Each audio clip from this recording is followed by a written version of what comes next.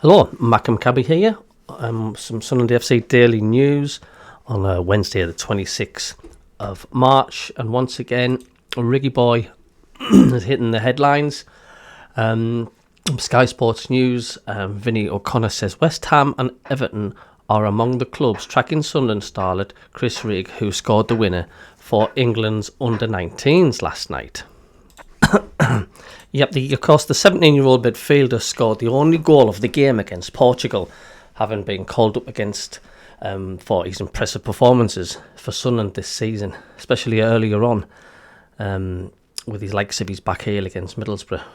Rigg has scored 4 goals and has an assist in 34 championship appearances, and he is believed to be among the players on Everton's radar as he fits the profile of what they are looking for. In David Moyes, the club have a manager well used to bringing in talent from the Championship during his first spell in charge at Goodison Park. There are other Premier League outfits as well and Bundesliga clubs also monitoring Rigg's development closely ahead of the summer transfer window, which sparks a lot of sort of response from the Sunderland fans. Of course, a lot of Sunderland fans saying he's just nowhere near ready for the Premier League. But who knows, like I say, with the right players around him, you just don't know. Adam says, why are so many people triggered by an SAFC news all the time about News.Rigg? Is it getting boring? Peter says, more absolute rubbish clickbait. Wilf says, neither big enough for him. Robert says, impressive performances. According to some, Sunderland have said on the post that he's useless and needs to be dropped. So there's a good mixture there from the Sunderland fans and News.Rigg, now Everton wanting to show an interest. And we've got an update as well on Try Hume. Nick Barnes has provided an update on the Sunderland right back ahead of the Millwall game this weekend. Try has been tipped to make the Millwall game in the Championship at the Stadium of Light this weekend. Northern Ireland manager Michael O'Neill confirmed Hume would not feature in Tuesday night's friendly with Sweden and has now returned to the North East for further assessment on a hip injury. The former Linfield defender has become a key part of the Sunderland side over the last 2 seasons, and his form on Wearside has led him to becoming an integral figure within his country's squad. After featuring heavily at several youth levels, Hume earned his 19th senior cap in Friday night's 1-1 draw with Switzerland. But the Sunderland defender has an aggravated hip problem, and the Black Cats will not investigate the injury before deciding on his involvement in Saturday's game and beyond. So looking good for Try Hume. We could do with him back, that's for sure. And just an update on the under 21s. The Sunderland Afc under 21s are back in action at the Stadium of Light on Friday the 4th of April as they take on Nottingham Forest in the Premier League 2 at 7 p.m. kickoff. Graham Murty's side will aim to build on their impressive victory over Leeds United last time out as they push for a strong finish for the campaign. And the Sunderland AFC women are delighted to announce the signing of Marissa Shiva on a permanent deal. And of course, welcome to Sunderland, Marissa.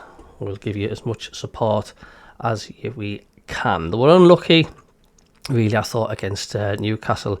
It wasn't the best of games. It was an under-par performance from Sunderland, very similar to the reverse fixture, to be quite honest with you, at the Stadium of Light when we played Newcastle.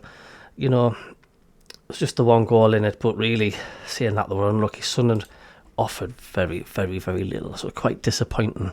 But welcome to Sunderland anyway. And as well, what's causing a stir as well is the fact, like, the fake football tops. 1 in 15 Sunderland shirts worn at the Stadium of Light is fake. Don't know how they know that, like, but there we go. David Bruce was delighted when the pictures dropped into his inbox. Sunderland's chief business officer was on the lookout for shots of fans celebrating to help promote the club's commercial products, and these were ideal. Beaming faces, red and whites everywhere. There was only one problem though. Many of the shirts that were visible in the Stadium of Light crowd were counterfeit. Not for the first time. He hit delete and moved on.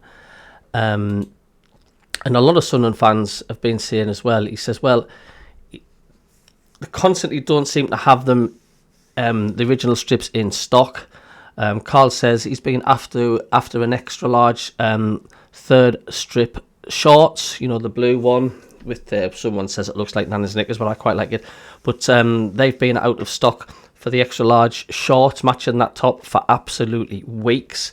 You can go on the internet and go on the counterfeit sites and get them. Do you know what I mean? I know they're not the originals, but it doesn't help when Sunderland run out of stock. Joe says, maybe because they bring 3 out a season and a family needs to buy more than one, that with the cost of going to the game for a family is a big chunk of their income. He says, then you bring another for Poppy Day and so on. We never see experienced players brought in, just cheap young kids. Dave says, back in the early 90s, shirt prices were reasonable and kept the shirt for 2 seasons. If they can sell them at £30 a pop in January, they sure as hell can do it in August, and they'd sell a dark greater percentage. Kyle says you charge £60-70 for a genuine replica. In this day and age, it's an absolute no surprise people buy a cheap alternative. It's the same principle as Sky Sports and Fire Sticks. Good point. Lee says, which means 1 in 15 families are struggling to provide a replica shirt for their kids to save them missing out on wearing their club's colours and being the odd one out amongst their mates. People buy the almost identical knockoffs. If clubs and kit makers made kits more affordable, then more people would buy them. The costs to make football shirts is tiny compared to the markup profits made on them. So there we go. A bit of an interesting one, that. I say a lot of Sunderland fans though are saying as well that you go on the Sunderland website and they've forever got no stock, or they've only got like small sizes left. So that also pushes them to get counterfeits. So if you want us to buy the original shirts, then have them in stock, or shorts, have them in stock. I've been after a pair of shorts for weeks and weeks and weeks, and they've not had them in stock. So they're not helping themselves that way. So there we go. That's your daily news, and we'll catch you later. Toodaloo.